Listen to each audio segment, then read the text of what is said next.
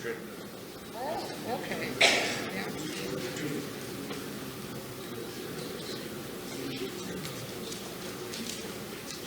Grab a table together. Oh, okay. Yeah. Okay. Watch me then. One act, they only sent one.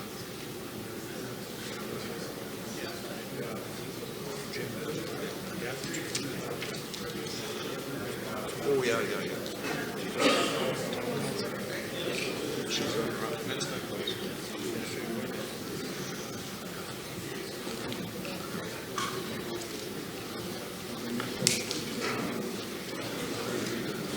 Tell you guys how it's going. No, it's pretty good.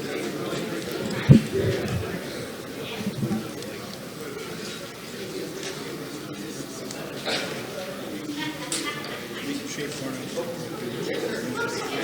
Shake corn.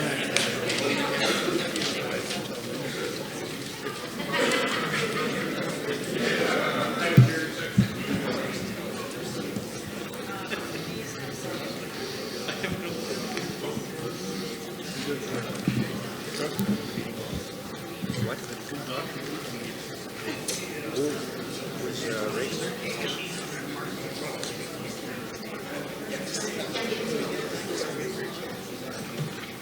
It just pisses me off.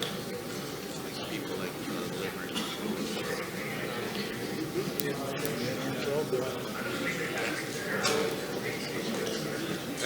They pissed me off. They did.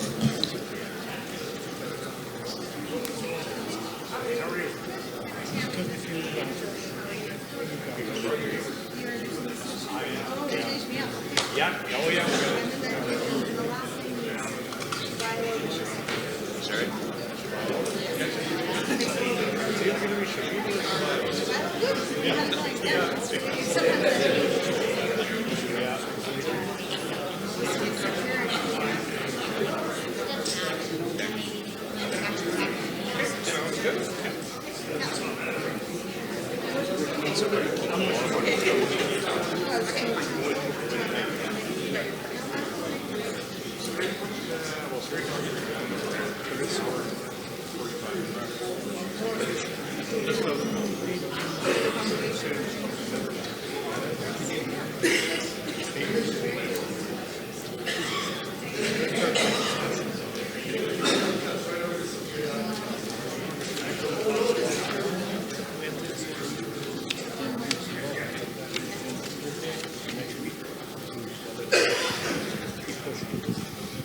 Okay, I'll give everybody a 2-minute warning here if you want to grab a water or coffee, and then we'll get started. There's still seats up at the front that nobody ever wants to sit in, but they are there.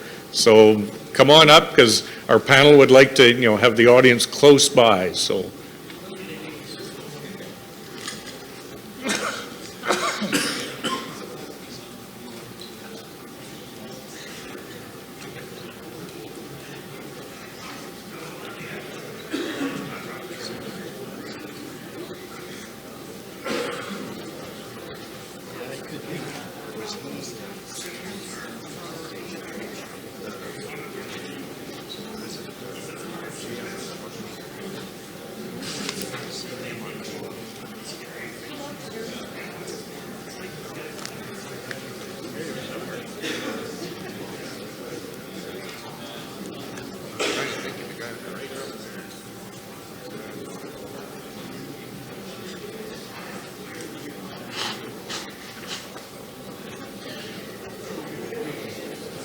Okay, well, we're going to get started. I want to make sure we keep everything on time. There's a couple more things after this today, so we want to keep as close to schedule as we can.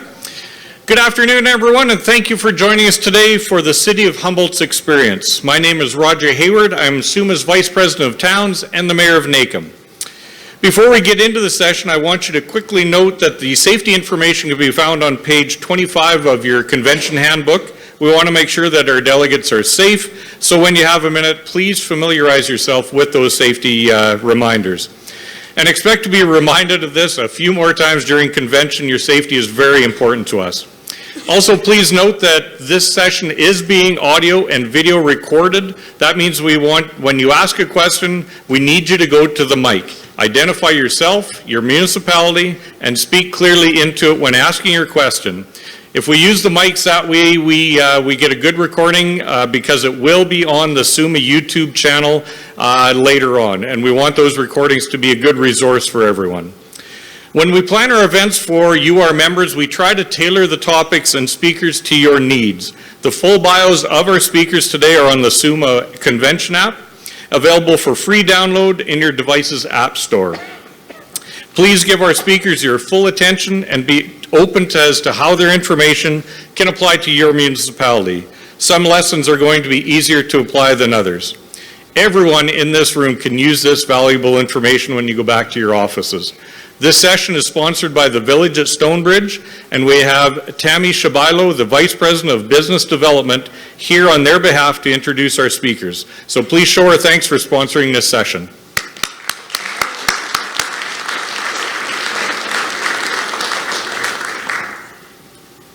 Good afternoon, ladies and gentlemen. It's a privilege to be here with you today and just take a few moments to share about why our sponsorship here at SUMA is so important to Luther Care communities.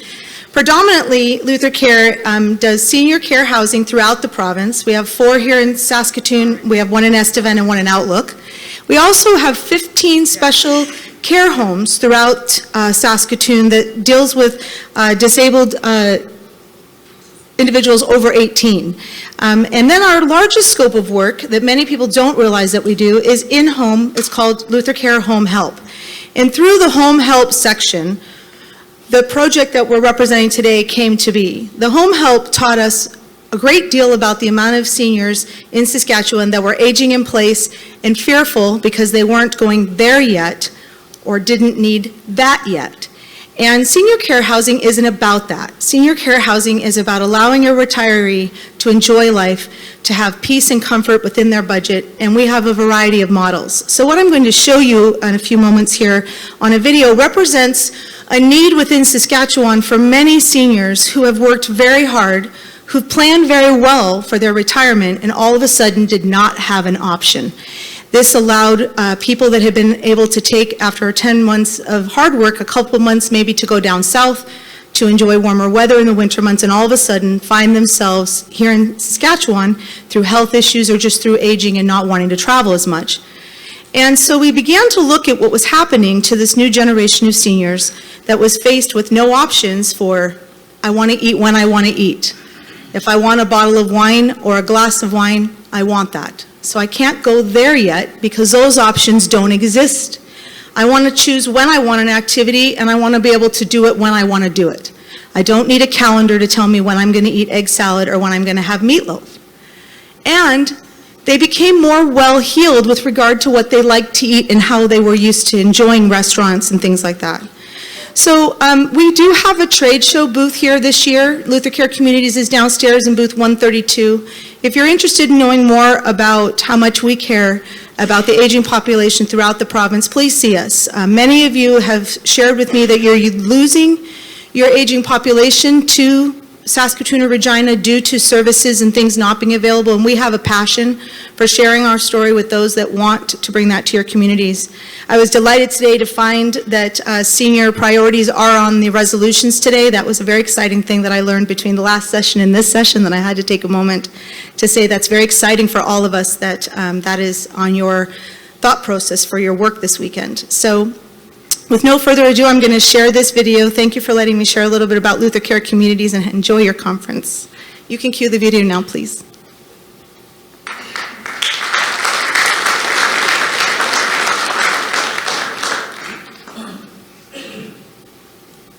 What's your appetite for living? If you are looking for innovative retirement living, the Village at Stonebridge is designed for a new generation of retirees. A variety of suites, plus choices for dining that are exceptional and unique. The Village Bistro offers amazing chef-prepared meals for residents, their family, and guests. Or choose 3-course dinner service, a la carte menu, or in-suite room services. Discover your appetite for living. The Village at Stonebridge. Independent, innovative, and unique.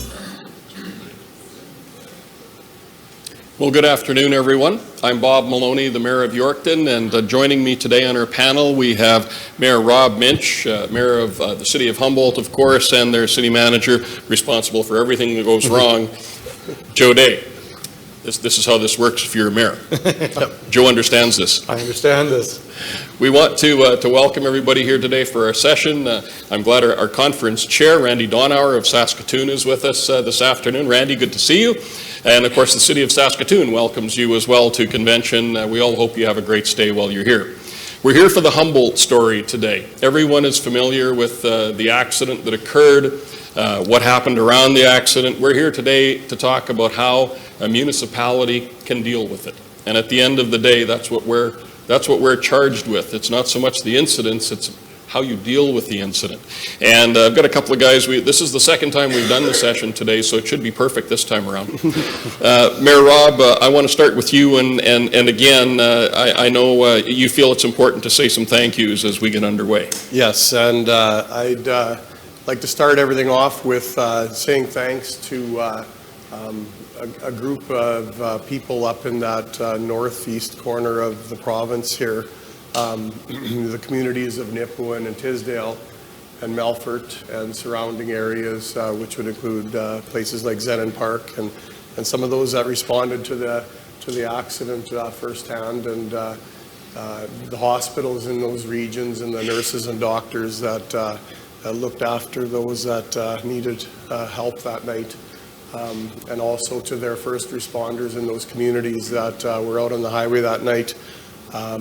And this extends broader out to, STARS Air Ambulance and the other air ambulance capacities in the province of Saskatchewan and Alberta that participated that night, and also to RUH Hospital and in Saskatoon and all those that helped out in the days and months afterwards.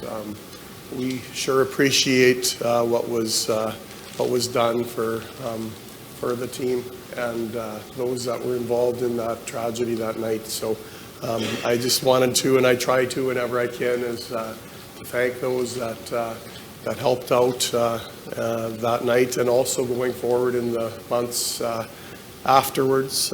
We've had an outpouring of support from across this province and across this country that was quite overwhelming to our community, and the amount of support that was thrown our way.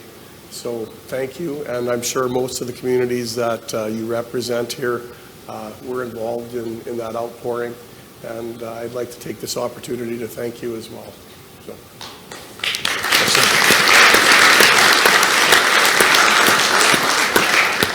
Joe, one issue, if there was anything underreported in regards to this tragedy, it was first responders.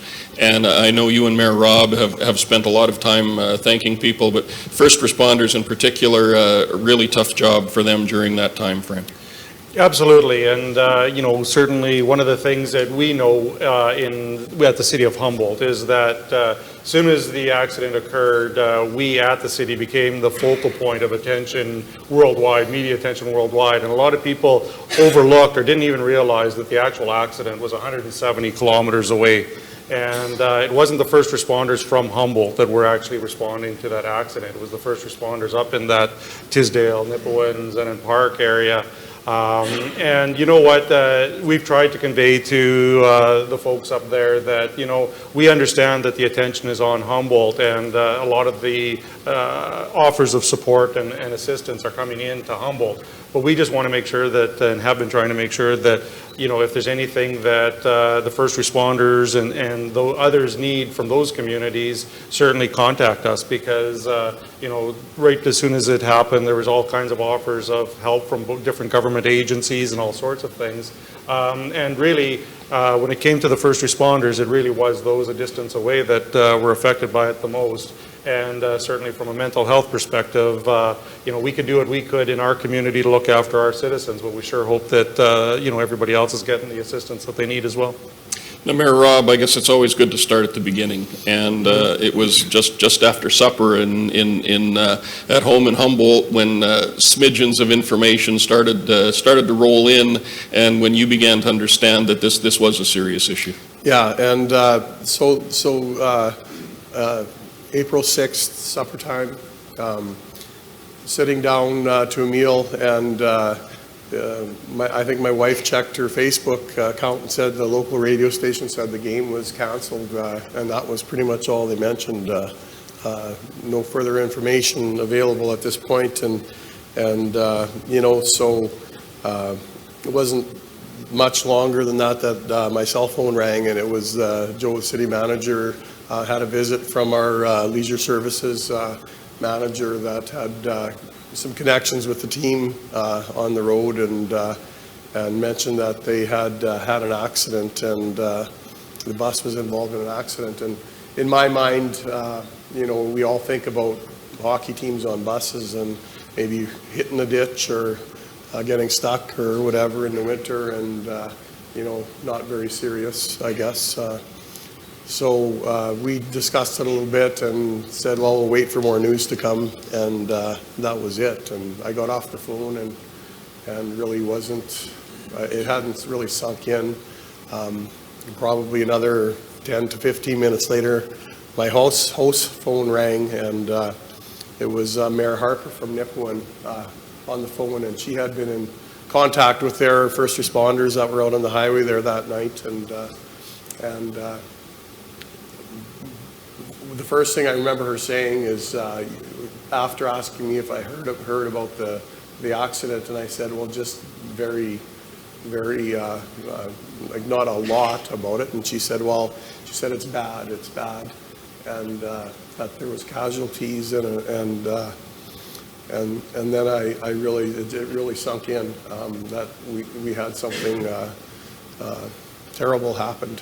So I got off the phone with her, and I phoned the city manager back, and we talked briefly about how serious it was, and that there was fatalities, and so we decided at that point that we needed to do something administratively to deal with the situation. So we said, well, we'll go down to City Hall, and we'll decide things from there once we start meeting with all the people involved.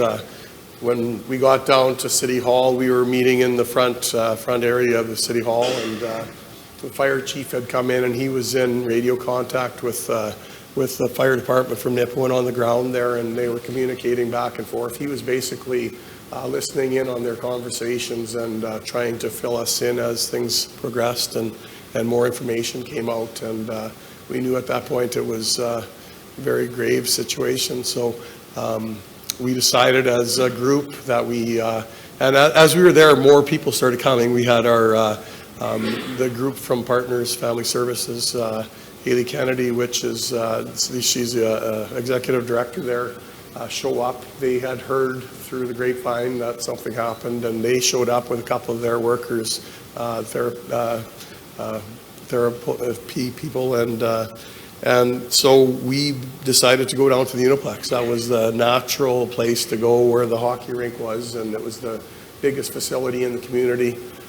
So we decided to go there and carry on from there throughout the evening.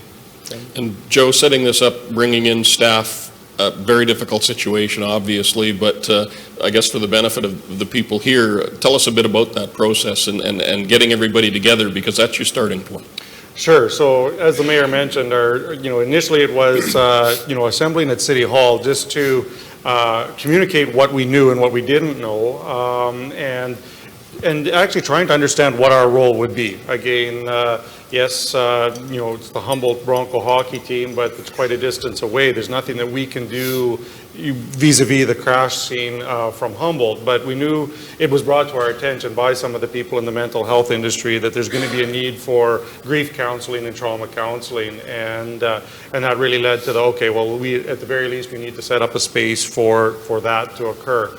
And as Mayor mentioned, that's at the Uniplex. So from there, we started to assemble, and I'll call it now our Emergency Operations Center, or EOC group. At the time, I didn't think of it as that. It was more just a bunch of the managers that I knew that we could lean on and rely on that we brought together. But we got everybody there in one of the meeting rooms there at the Uniplex, and just started to figure out what needed to happen next, and shuffle through the decisions and the priorities of what we needed to do, and really just start to address the needs as need be. But certainly to the credit of the staff around me, I had a lot of directors and managers that really had the confidence to be able to do their jobs well and to be able to call in the help where they needed it. We all have plans, or we should all have plans. I hope everyone out there has a plan. But this goes beyond. I mean, when you look at especially a small city, this goes beyond what there really is a playbook for. Absolutely. I mean, I think, yes, we hope that every municipality is establishing some sort of emergency plans, and most of your plans will have something about a derailment or a truck accident on your main artery or your highway that's, hindering your ability to move around your community.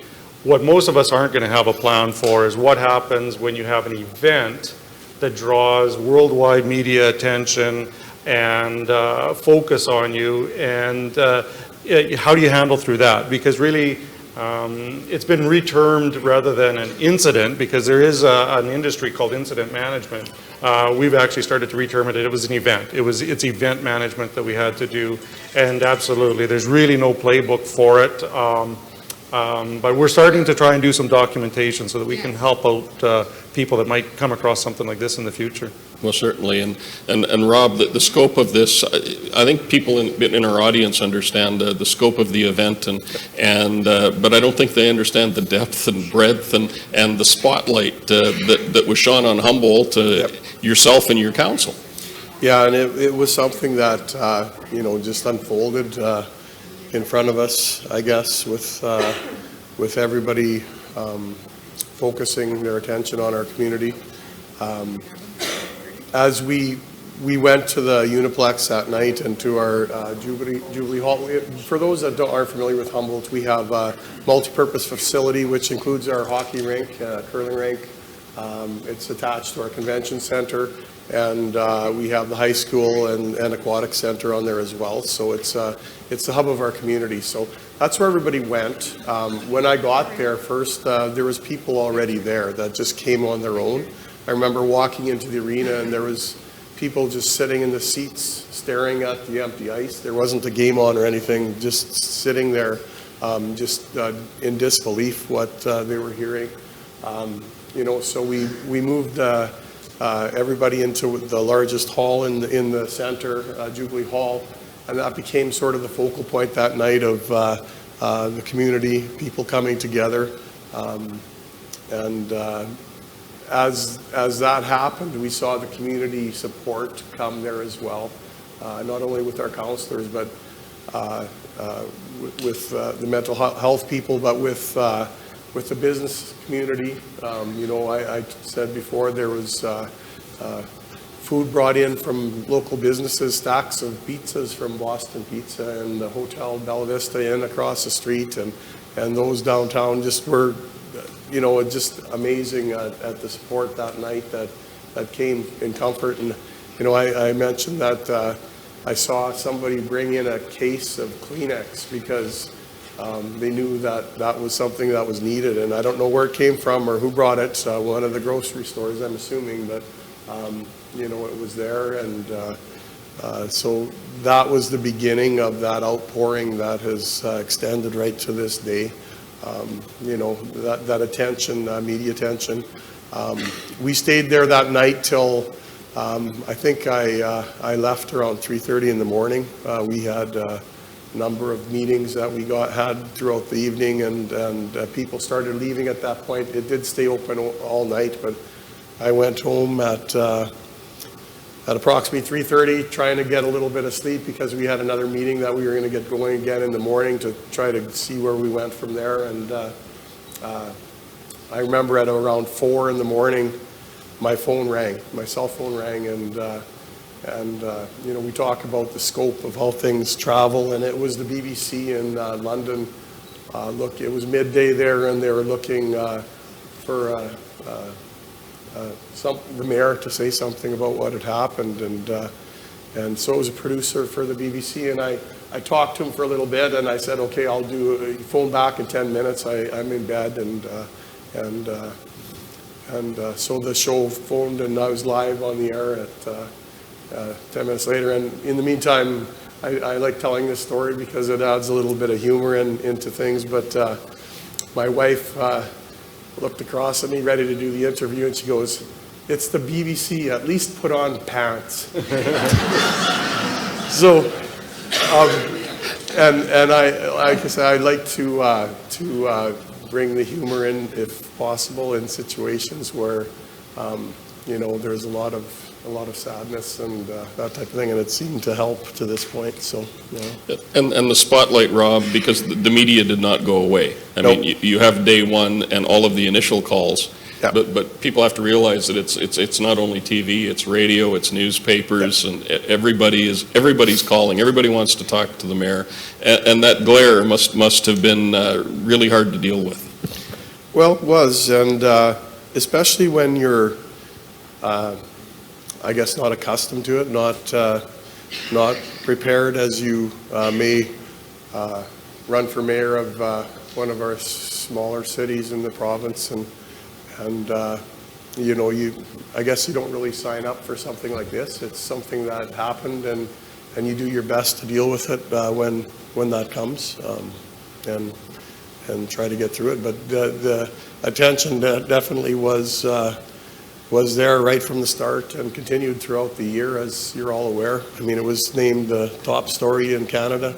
It was surreal watching TV on New Year's Eve, and they're going through the top news stories of the year, and they go past you know, President Trump and the Prime Minister and all these other big stories, and there's Humboldt at number one. It just it's something you don't think about until something like that happens. So. And from the city's point of view, and for your staff, Joe, difficult times to deal with, and I know a lot of help offered, and sometimes, you know, it takes a while to process as to, you know, what's going to be useful and what's not.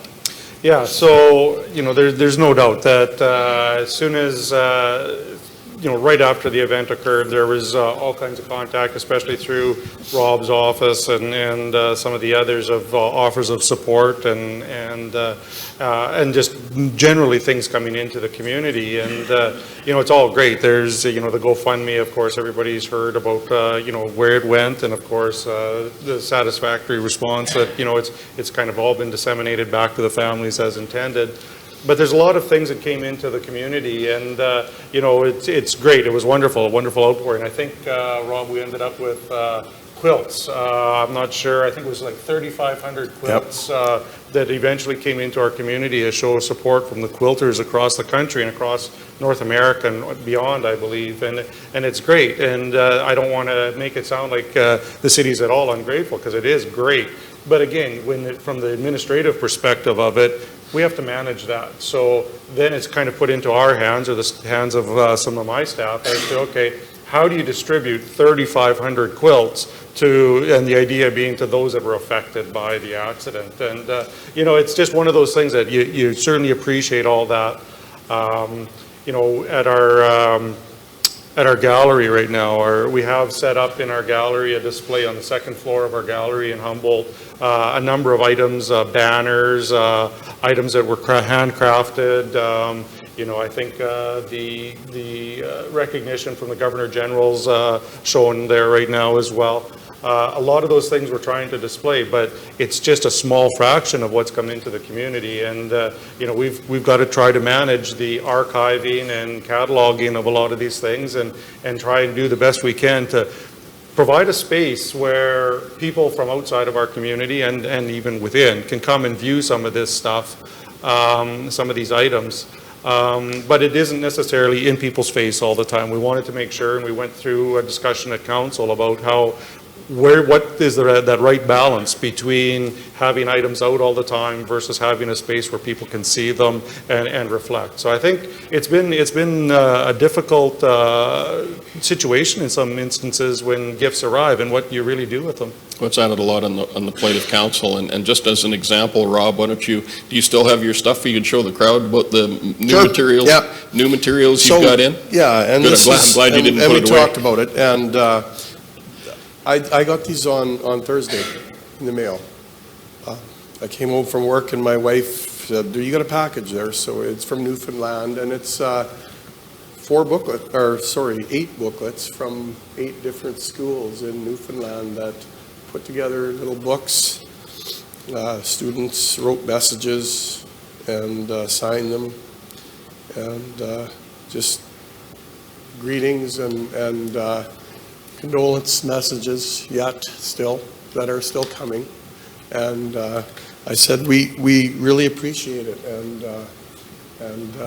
it's something that and I've noticed, like, from the East Coast, from Newfoundland and the Maritimes, has been a lot of support, and I kind of think maybe that's the connection we have with. I think the people that live there are very similar to those in Saskatchewan. Down to earth people, making their living off the sea as opposed to the land, but so I think that's something that is still being sent our way. It's a real, no doubt, a real connection. If anybody's traveled out there, you'll find they're very generous, warm people, just like we are here. Except in Newfoundland, you have to listen really close to what they're saying. It's hard to pick out sometimes. But when I want to go back to media again, Rob, in respect to you had a terrific memorial. And getting ready for that memorial. If you can imagine, this is Humboldt, Saskatchewan. Satellite trucks are lined up from wall to wall. The world is watching. The memorial was broadcast globally. No pressure at all. Well, and I mentioned about the BBC thing. So getting back to the rink in the morning, and driving up to that all happened overnight, pretty much, and during the next morning. Crews from every major network in the U.S. and Canada were there, along with satellite trucks filling the parking lot. It was, and then to walk into the lobby of the arena and seeing all the attention that was there, live broadcasts on TSN and that type of thing, and it was. It sure put the focus on our community, and then trying to, I guess, manage that was difficult. I think when you're not used to doing that. Like I say, I used to get a phone call Tuesday morning after the council meeting from the local paper, and maybe the radio station would get a hold of me, and then having something like that happen. It was, it was quite, and I know that, and Joe can maybe elaborate on this a little bit, but I learned a new term called media wrangling, which was always something we had to do, because they want the story. They want to make sure they maybe can get out the news before their competitor, who is sitting right over there or over there. And they tend to want to get the best spot and talk to the people first. So I think, Joe, one voice. It's something we talked about in our previous session, and I think it's so critical to have one voice, because especially in a situation like this, it can go sideways. Are you talking with respect to the spokesperson? Yeah. So. Certainly one of the things that we recognized right away was that, the media is there to try and write a story. Their job is to report what's going on and what they can observe and what they hear. And what we fairly quickly realized was that through Mayor Rob Muench and through the Humboldt Bronco president, Kevin Geringer, they were doing a very good job of addressing those questions and those media interviews as they could. And in fact, were astounding as far as I was concerned, as far as really indulging those interview requests at all hours of the day or night. And so it really did. We wanted to make sure that between those two parties, the mayor and the president of the Bronco organization, that really they were the ones that were empowered to kind of do those interviews and do that for us, because one of the things that I quickly realized was that if you don't provide the media with something, some sort of access, they'll just go to another source and try and get that information from somewhere else. So even when in the early hours we didn't really know much about what was going on, the mayor could convey the message from the community in a very sincere manner, and that satisfied the request at that time.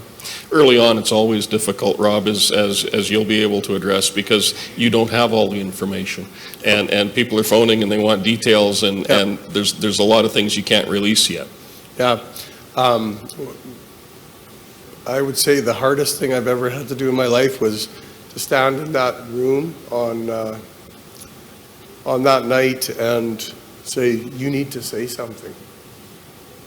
And it was, you had a room full of your community that was struggling, and family members and friends, and just say something to, and it seemed to work. Myself and this was Randy McLean, the vice president of the Broncos, because Kevin was still in Edmonton at that point.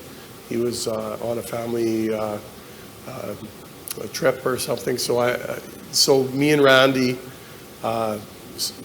spoke that night, and I think it worked. It seemed to bring the mood in the room down, even though we had nothing really. They wanted, because everyone is getting all their information from social media. Like, you could just see kids with their phones out, and there were people being named that had passed away that actually didn't, and it was a real mess. It was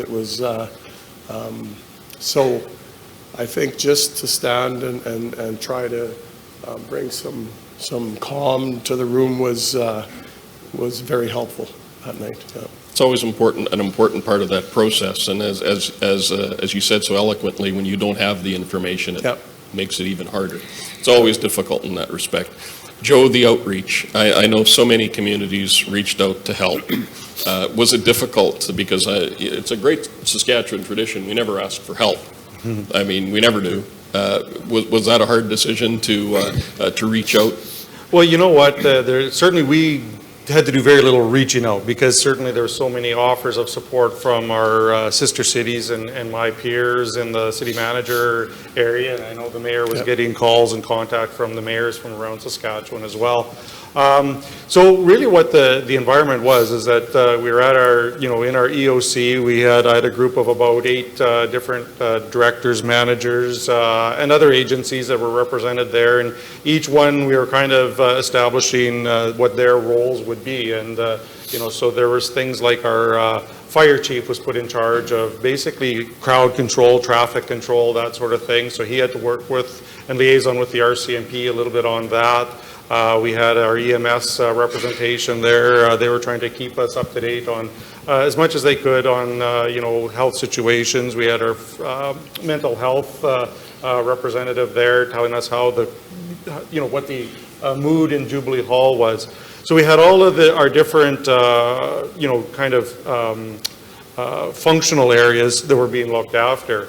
And once we started to determine that the next big event, or the next thing we were going to have to tackle, was the vigil, it really it brought awareness to us that this is beyond the scope of what we could just manage on our own just at that point. We needed to take some people up on the offers that they were making. And I'll be quite honest, Bob, that I'm still learning of some of the assistance that we received from outside agencies and outside municipalities, because really what happened is I had such a good team working around me that, for example, the fire chief with traffic control, parking control, and that sort of thing, he was getting contacted from his peers at different municipalities, and he was taking them up on their offers, and we were getting the help from, I think it was Martinsville's Warman and Martinsville on some of their neighborhood watch groups came in to help. It was amazing how we got help from all over. And you know what, we did, if there was any reservation about accepting help from other municipalities or other agencies, we got over it really quick because we realized that, you know what, those offers of help were sincere, they really meant it, and it actually, in many cases, they felt better by being able to help us. Well, and the personal contact is so important. Mayor Rob, you talked about meeting Mayor Charlie from Saskatoon and a quick conversation and again, an offer of support. Yeah, and that happened the evening of the vigil. A group of them from Saskatoon had come out, and I talked briefly with him in the lobby, and he said, if there's anything we can do, let me know, let us know, and we'll be there for you. And we did take them up, actually, and as we did with other communities, being small with our resources in our city, we knew that we had to call on others to help where they offered. Well, it's often the case. I know as mayors in small cities, the first ones on the phone when I know from Yorkton's perspective in 2010 and 2014 when we had floods, the Mayor of Regina was one of the first phone calls I took to see if we needed help. The cities of Saskatoon and Regina are so helpful on so many of these issues that we all have. When you look at the volunteers and the people who came forward to help, it's got to be heartwarming, Joe, especially, I mean, it's not unexpected. I mean, it's Saskatchewan. People are going to do that, but there's so many people who came forward.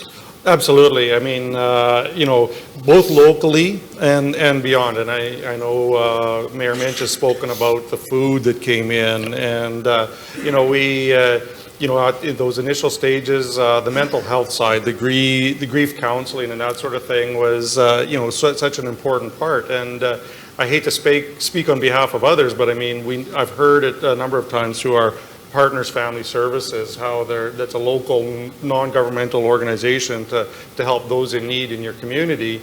You know, over the weekend, they leaned on their peers from across the province.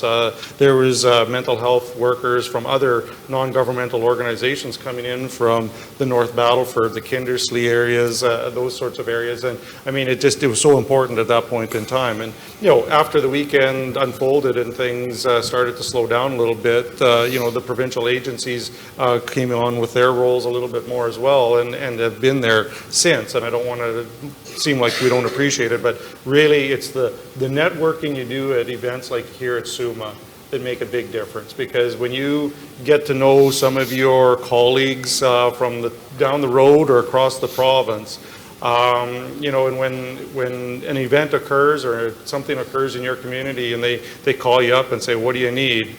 You know what, they mean it. They want to offer something and they really want to help you out. And you know, it was you know, from as Rob has said, you know, we called upon the city of Saskatoon and some of the other communities because we said, you know what, some things are just beyond our capacity, and yeah, help us out. So I want to touch on the vigil. I think there probably wasn't a dry eye in the province when the vigil was hosted. No pressure.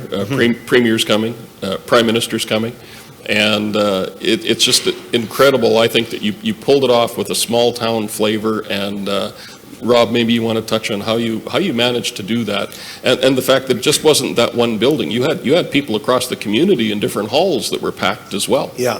So the night, actually Friday night, there was most of the clergy from our community were there. And I was talking to a few of them, and the idea of some sort of a vigil came up. I think they originally talked about the Tuesday or something, having something at St. Augustine Church, which is the biggest church in our community. Then we decided maybe Sunday would be more appropriate. So, yeah, from there it got bigger, obviously. We're going to have it at the church. We decided the arena would be probably better. That event turned out to be the largest event that we've ever had in our community. Just under 6,000 people, I believe, were there on site that night. So it was, yeah, it went, and it was being broadcast as well, as you know. So, yeah. And Joe can probably fill us in on that part of it. Go ahead, Joe. Sure. So, and as Rob was saying, it was the local ministerial group that I think needs a lot of accolades to how the vigil itself appeared to everybody that watched it on TV, because they really took a key position in coordinating what the agenda of that evening was going to look like. And again, that was all right. We kind of said, okay, they seem to have that handled, and so we liaised with them as to how that was going to work. But yeah, there was a lot of moving parts to get, whether it's, we had to cover the ice, we had to get audio-visual components brought in. And again, we've touched on media wrangling, but I think this is the key component, or an element that really brought it into focus, was once we knew that, there was going to be this vigil with, the seats full, which is I think 1,800 in the seats, plus another 500 on the floor. So we knew we were going to have about 2,300 people in that facility, and we were going to be trying to simulcast it into a few other facilities in the city. We quickly realized that we were going to have trying to manage the media and all the camera crews that were in town, all the newspaper crews that were in town. How are we going to manage through this? And it was just around that time, and I was still trying to manage a fair bit of that media end of it myself. I hadn't brought in a whole lot of assistance yet at that time, but somehow through, again, connections of phone calls coming through, I ended up on the phone with one of a producer of sorts with Sportsnet. And Sportsnet, this fellow told me that they're bringing out a 50-foot broadcast production trailer from Calgary. They're going to finish up a Flames game in Calgary on the Saturday night. They're going to drive the truck through the night, get to Humboldt on Sunday, and they're going to have a full production crew on scene, or in Humboldt for Sunday. And he introduced me to a term that I'd never heard before, and that term was pooled feed. And it's like, I don't know what a pooled feed is, but I quickly determined, and we quickly went that way. And for those of you that don't know, it's where one production team from a camera crews and all the production team from one network sets up. They do all the camera work and all the other related aspects of that, and all the other networks get to tie into that feed. And I will say that to this day, the accolades of how well that whole vigil looked to those that watched it on TV, I think is a credit to the fact that we made that decision to go with one network to broadcast, or to basically film all that, and then feed it out to everything else, because they were very professional. They all their cameras and camera crews were very discreet throughout the whole event. We didn't have to worry about, a dozen or 24 cameras set up all over the foyer and all the mezzanine levels and that sort of thing. So it came across really well. But again, the shout out to the ministerial group for really planning what was done on stage, and then certainly that decision that we'd made to kind of go with a pooled feed, because again, from you talk to anybody around the world that watched it, and they're just amazed at how it looked so good, what they watched. It was very professional, but I think to me the key was the local voices, Rob. And it was all local people that were involved in that night. And I think, by doing that, it was planned, and it was a community event that was focused around the families that were there, and we went, gathered around with them as a community, and that's what people saw. Now, the charitable aspect of this, you touched on it briefly, Joe. The money's been dispersed. It was upwards of 150 million that was brought in, or what was the final number? 15 and a half. 15 and a half. Okay. So when you look at all of that funding and everything, were you satisfied at the end of the day that it was handled as well as it could have been? You're asking me some that's a tough one. It's that's a tough one. Yeah, I don't know if we want to get in there. But again, for anybody that doesn't know, so the GoFundMe program brought in $15.5 million or so to be distributed. Thankfully, or I say thankfully, but the city really had no role in that. It was managed. The GoFundMe program themselves, of course, have quite a few rules around the raising of money and the disbursement of money. And then the province had introduced legislation not that long ago that actually spoke about group fundraising activities. So that process, carried out on its own without much city intervention, which, again, I say thankfully, because it's one less thing that we had to deal with. The funds have been distributed to across the 29 families as it was intended to, so that aspect is completely done. There had been other monies that came in to, after the GoFundMe was being shut down, there was the Humboldt Strong Community Foundation Fund was established, so there has been some monies that have come in that way. There's a committee established. The mayor actually sits on that committee, and I think that they're just going through some of their frameworks to figure out what to do with some of that money that was raised as well. Yep, and that will be coming forth in the next while. Okay. And then I guess in the next step, I know something you're bringing before council is memorial, and the anniversary is not far away, and again, it's something you're looking at and how to do it. Right. So we established a committee called the Broncos Memorials Committee, is what it is. It's established under the authority of the city.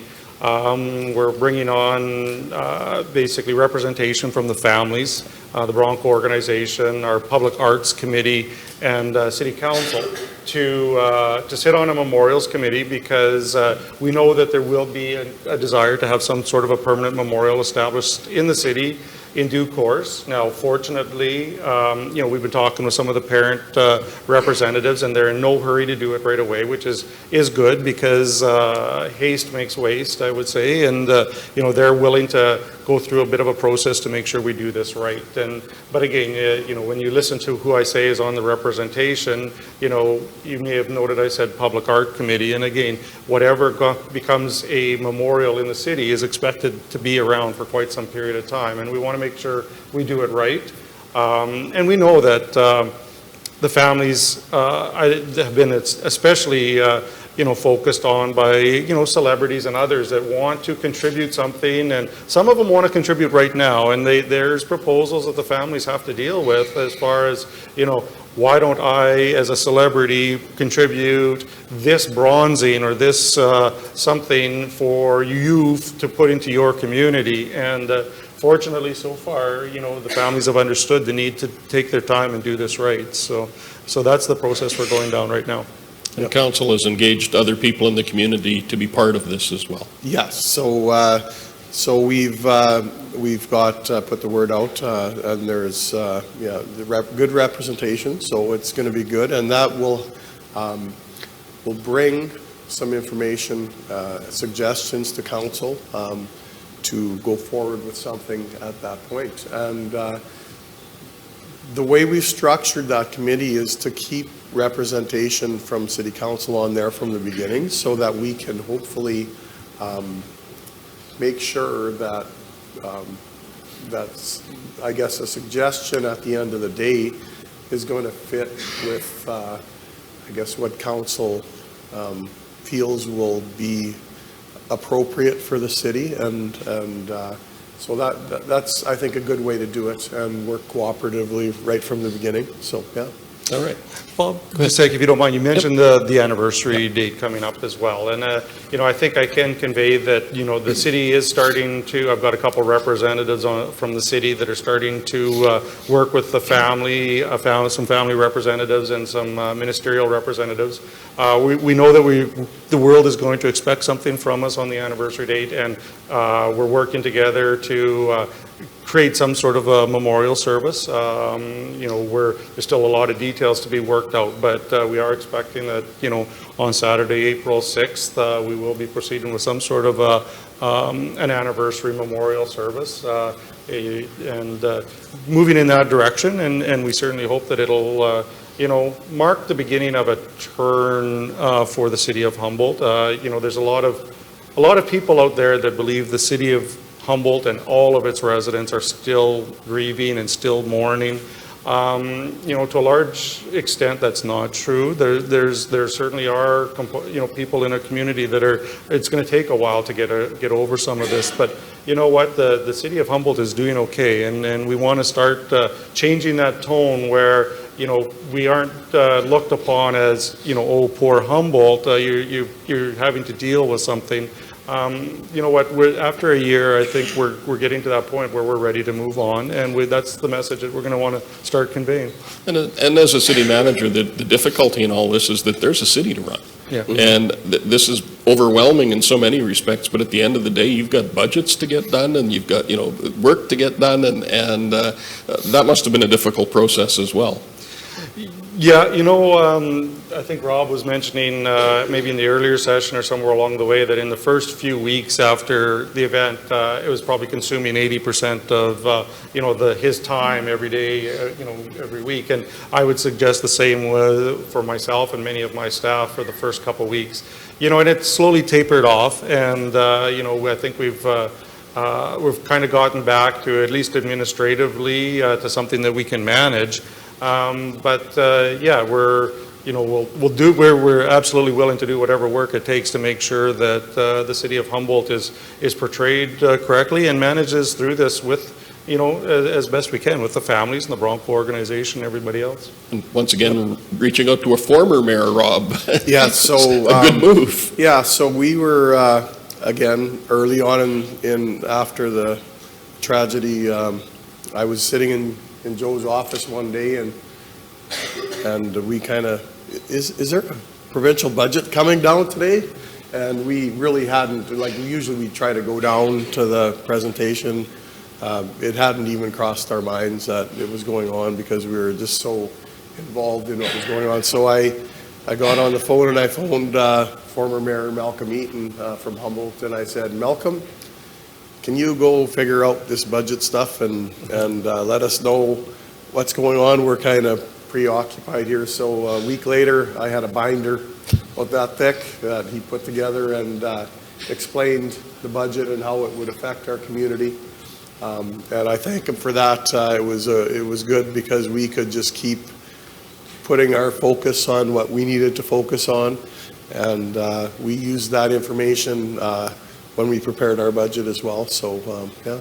If you spend any time with Rob, you soon find out he's a very positive guy, and he told me before we started these sessions today, he wanted to talk about the positives that always come out of negative situations, and there always are some. It's always a learning experience. Yes, and positives, we've talked about it, and many of you are aware probably from the media and whatnot that there has been some positives coming from this.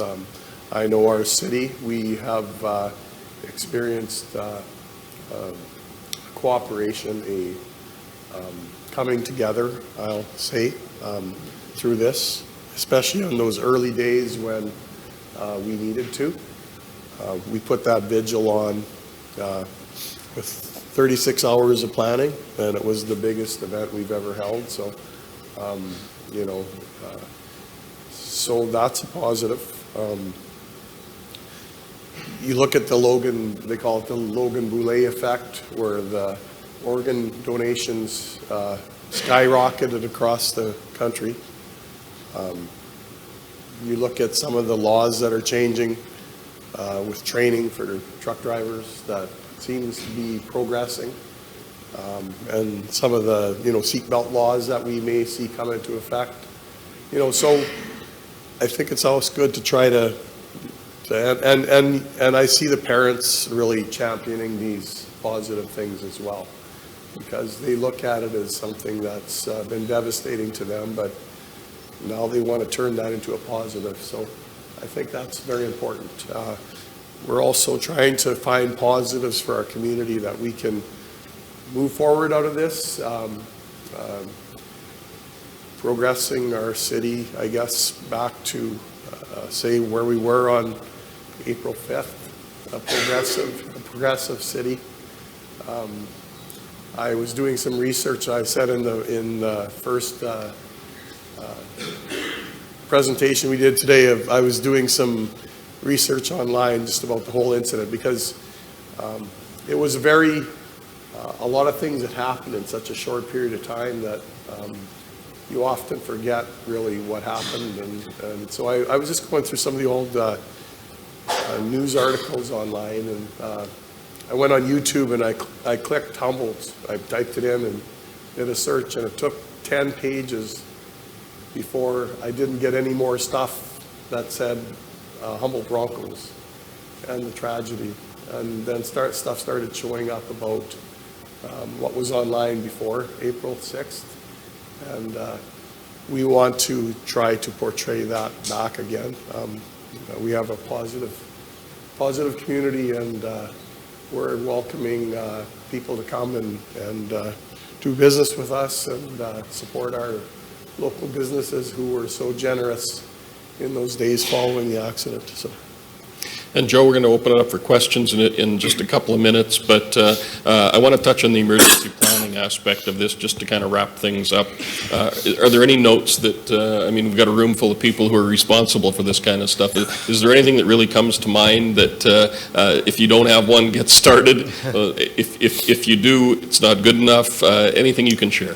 You know, and again, like we've mentioned already, it's hard to put anything like this into a playbook. So I think that the most important thing is to kind of get together with your key managers and stakeholders. If you did have an emergency, some sort of emergency incident or emergency event in your community, it's like, who are your first contacts? Who is your call-out list? That sort of thing. Because even if you know, we knew the fire chief is always on a call-out list for, you know, the emergency incidents that happen in our community. You know, so he was there, and we have the confidence that he can handle whatever's put in front of him.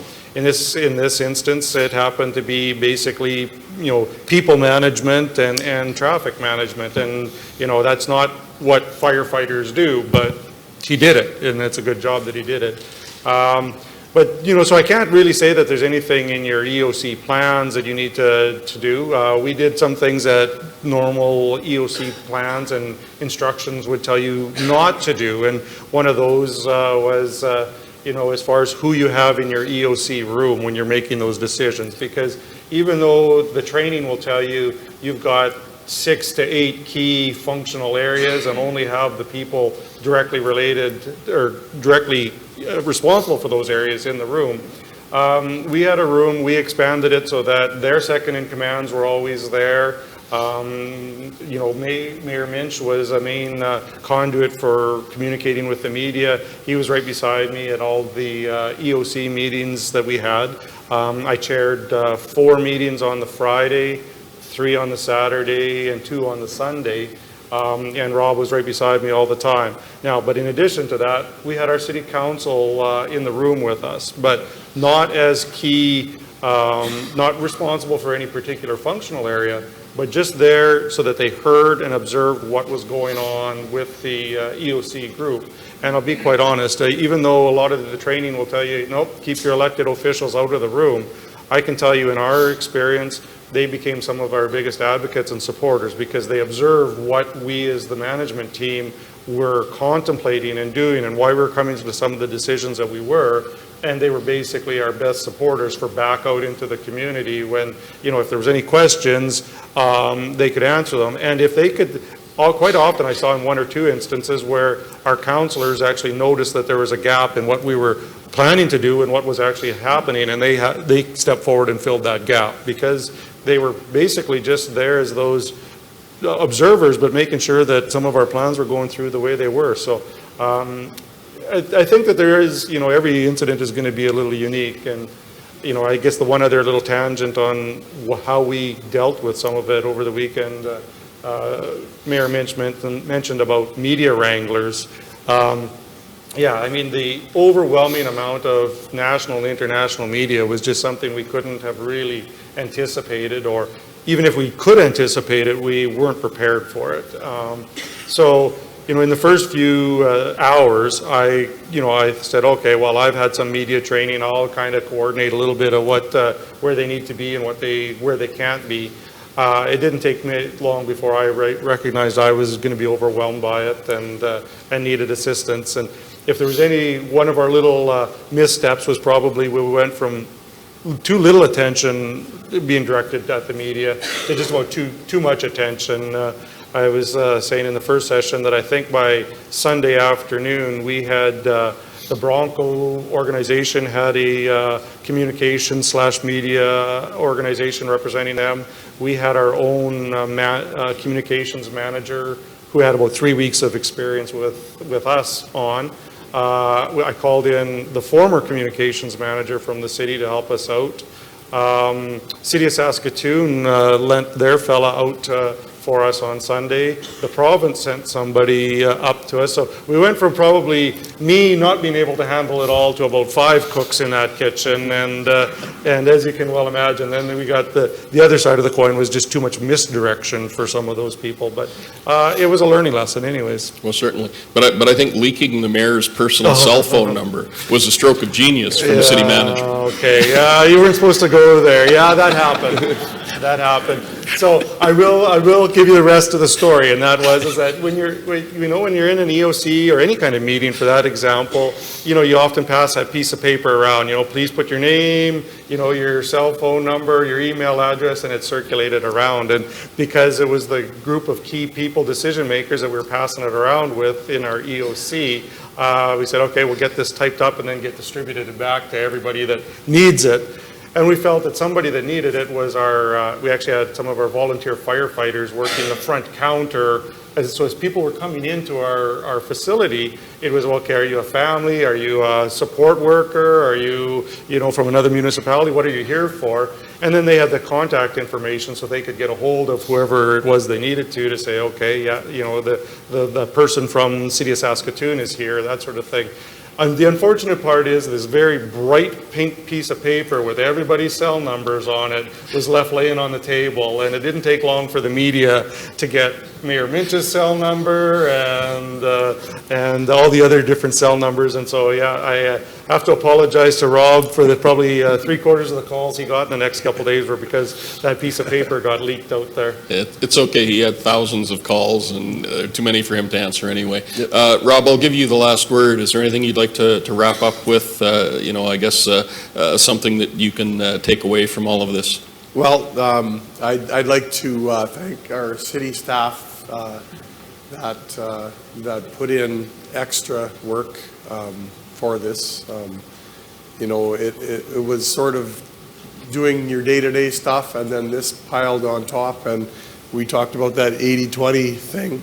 The staff did do an awesome job of continuing forward on this and getting through our budget. I like to point out that the budget this year we signed off on the earliest we've ever done in our city's history, and with a 2% increase only, which I feel is very, very hard to do. So they did a lot of work there to get to that point, and we're still moving on, and staff is still involved, and now will be more with the anniversary coming up. So I'd just like to say thanks to them and all the hard work they did. Thank you, Rob. Now we'll throw it open for questions. If anybody has any questions of either of our panel guests today, they're happy to take them. Where you're from and your question. Don Corbett, Councillor, Town of Rostern. First, a couple of comments, and then I'll throw my question at Rob at the end. First thing, Bob, clarify, directed at you. I'm originally from Newfoundland, so I will speak slow, as Bob indicated, in case you don't understand what I'm exactly saying. First, I want to commend Humboldt on the excellent job they've done with dealing with this tragedy. I'm quite familiar as to probably exactly what you're going through. As some 37 plus years ago, near the village of Webb on the number 1 highway, I was the main investigator in an incident that involved 22 young men between the ages of 19 and 29, where they were killed and burnt alive, where you had to listen to most of them die as they were screaming because you couldn't get to them. I guess to add then to your booklet that you indicated from Newfoundland, 17 of the young men were from a community called Trinity Bay. And most of them were brothers, cousins, related, grew up together, and had young families. And I think probably that maybe with Newfoundland now aware as to what happened in relation to that major incident near Webb, that they could relate to what is transpiring in Humboldt. Now, I haven't seen your book. I'll be interested in seeing it. So I'm assuming this was to do because of the 17 young sons that they lost in this incident. Anyway, to go to my question, I could go on with this for days, but anyway, to go to my question, your support staff, your paramedics, your firefighters, your policemen, nurses, doctors, anybody that was directly involved with the incident. I'm just kind of curious, was there anything, or is there being put into place to deal with possible PTSD, any mental stress on people down the road that is going to affect? Because to go back, there was nothing in the time in 1981 that I'm aware of that we dealt with. But I'm just kind of curious, is there anything you talked about, or is this something that maybe could come up, or is there anybody that's probably dealing with this right now? That's a good question. And I was approached on the night of the vigil from several people that were involved in the Swift Current bus accident. They said back then there was, again, nothing that was really available at the time. And I think now this has been, am I good? Now this has been I think a turnaround in what we're seeing with the support from the government through the mental health people. They have been on the ground extensively in Humboldt, and I believe in other areas that need it. But we will continue to be vocal in that continues because these problems aren't just 1 year. They can go on forever. I'm hoping and I believe that there will be that support there for them. I know in our community alone, it's been I think, and Joe has been involved with this as well, with some of the ongoing things that are occurring. It's been the response has been overwhelming, I think, for the amount that we've been given in that area. And you can elaborate a little bit on some of the ongoing things that we're doing? I can't actually speak about the first responders on the accident site there itself. I mean, again, it's 170 kilometers away. We certainly want to make sure that Rob and I want to make sure that, Tisdale, Nipawin, Zennon Park areas are getting the support that they need. But I can speak to observing the support in and around Humboldt. And it has been, I still continue to meet every about 4 weeks to 6 weeks with representatives from Addictions and Mental Health Service from the province, as well as the General Health Authority from the province, and our local mental health support partners, family services, the schools. We still meet about every 6 weeks just to make sure that we're all kind of kept in the loop of if there is any incidences of mental health trauma that are going on or being observed, especially in the schools or in the general population, and also just to communicate as to what other activities are upcoming in and around the community that could be a trigger point for any of that. So I do know that locally it's being addressed, and again, to your point, I certainly hope it's being addressed with the first responders at the hospitals and the ambulance service and everybody else, but unfortunately I can't speak to that. I'm not sure. Any further questions? If not, I will turn it back over to Roger. Well, thank you very much, Mayor Muench, Mayor Maloney, and Mr. Day for your presentation today. We appreciate you taking the time to be here with us today. Rest assured, I, as a fairly close neighbor of Humboldt, was very proud of the way the City of Humboldt and yourselves handled yourselves across the nation, across the world. You did your city, the province, and your country very proud that day. Actually, those months still happening. You've done a wonderful job in a very big tragedy, but we're all very proud of you, and you've done an excellent job, so thank you very much.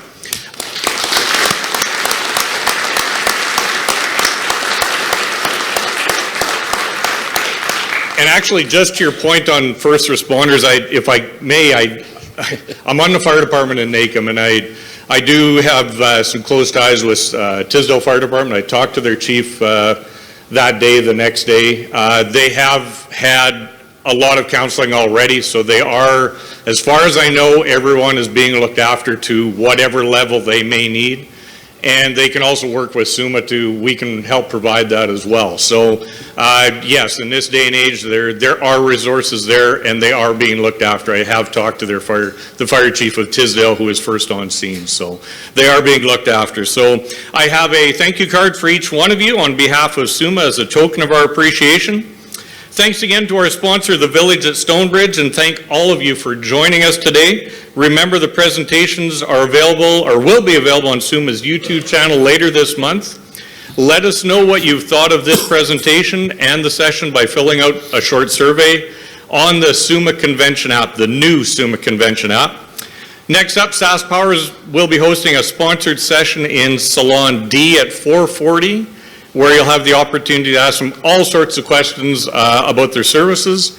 And the SUMA Sure Annual General Meeting will be taking place at 4:40 in Salon A right next door, and we'll begin that at 4:40 sharp, so make sure you're there.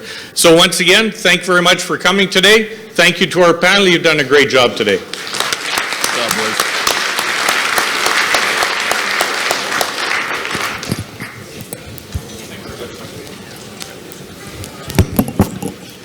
Thank you.